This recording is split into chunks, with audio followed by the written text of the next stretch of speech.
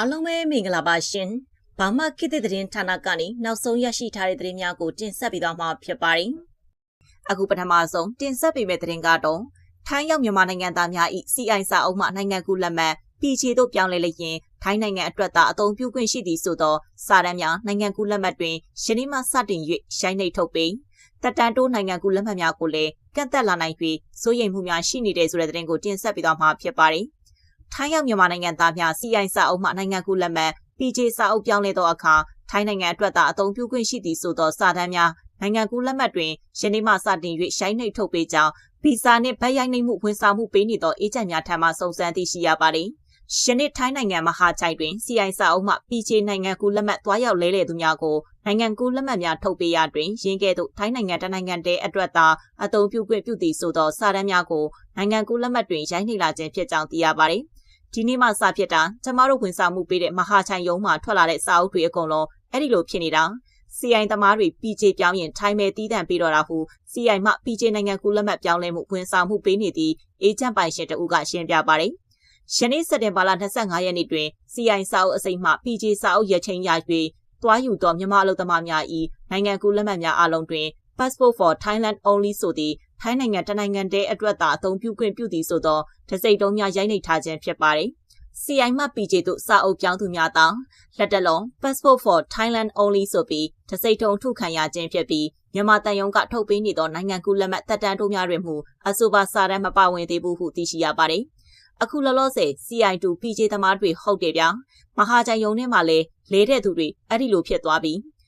တန်ယုံမှာတော့မရှိသေးဘူးဟုဗီဇာနှင့်ပတ်ဝန်ဆောင်မှုပေးနေသည့်အေဂျင့်ကဆက်လက်ရှင်းပြပါတယ်။ထို့သောအကြံဖက်စစ်တပ်က CI စာအုပ်မှ PJ စာအုပ်တို့ပြောင်းသူများကို Passport for Thailand Only တစိမ့်တုံးနှိပ်လိုက်ခြင်းသည် PJ ပြောင်းကထိုင်းနိုင်ငံမှာတဆင်တတိယနိုင်ငံများစီသို့ထွက်ခွာရန်ကြိုးစားလိုသောမြန်မာလူငယ်များကိုလွတ်လပ်စွာသွားလာခွင့်ကိုဖိနှိပ်ချုပ်ချယ်ခြင်းဖြစ်သည်ဟုထိုင်းရောက်မြန်မာများကသုံးသပ်ပြောဆိုကြပါတယ်။အခုကတန်ယုံမှတက်တန်းတိုးတဲ့နိုင်ငံကူးလက်မှတ်တွေပါအဲ့ဒီလိုကန့်သက်လာမှစိုးရင်ရတယ်။သူတို့ကမဟုတ်တဲ့နေရာမှာတွေးတော်ပြီးကန့်သက်လွန်လို့ဟုထိုင်းနိုင်ငံပုဂ္ဂလိကဘန်ကောက်တက္ကသိုလ်တွင် Mass Communication တက်ရောက်နေသူမြန်မာကျောင်းသူတို့ကသုံးသပ်ပြောဆိုပါတယ်။ဆက်လက်ပြီးအေဖန်ထားသည့်ရခိုင်အမျိုးသမီးသတင်းတောက်ယနေ့ထိပြန်မလွတ်သေးဆိုတဲ့သတင်းကိုတင်ဆက်ပေးသွားမှာဖြစ်ပါတယ်။စက်တင်ဘာလ20ရက်နေ့ကအာရကတပ်တော်ထောက်လှမ်းရေးအဖွဲ့မှဖမ်းဆီးသွားသော Voda News Agency VNA အမျိုးသမီးသတင်းထောက်မှုတော်ယနေ့အချိန်အထိပြန်လည်လွတ်မြောက်လာခြင်းမရှိသေးကြောင်း VNA တာဝန်ရှိသူများထံမှသိရပါတယ်။ရခိုင်အမျိုးသမီးသတင်းတောက်မှုတော်မှာ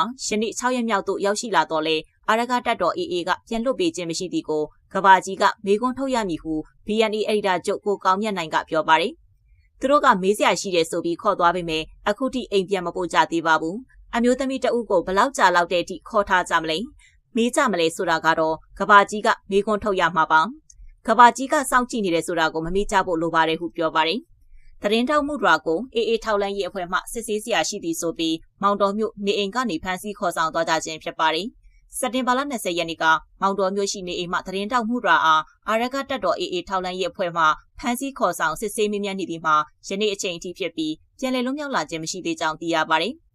Surely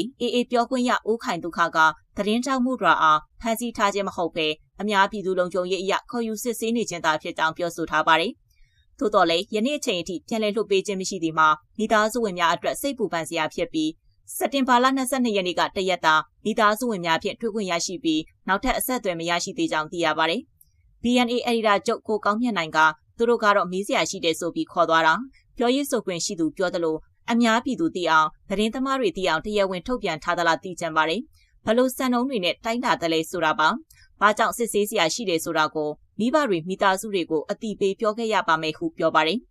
။နိုင်ငံတကာသတင်းသမားများအားအကာအကွယ်ပေးရေးကော်မတီ CPJ ကလည်း VNA သတင်းတောက်မှုတော်အားကချက်ချင်းလွှတ်ပေးရမည်ဟုပြောဆိုထားပါတယ်။မြန်မာပြည်တွင်းစစ်မှာတိုက်ပွဲဝင်သူအလုံးဟာသတင်းသမားတွေကိုလက်တုပ်ပြန်မပြန်ဘူး။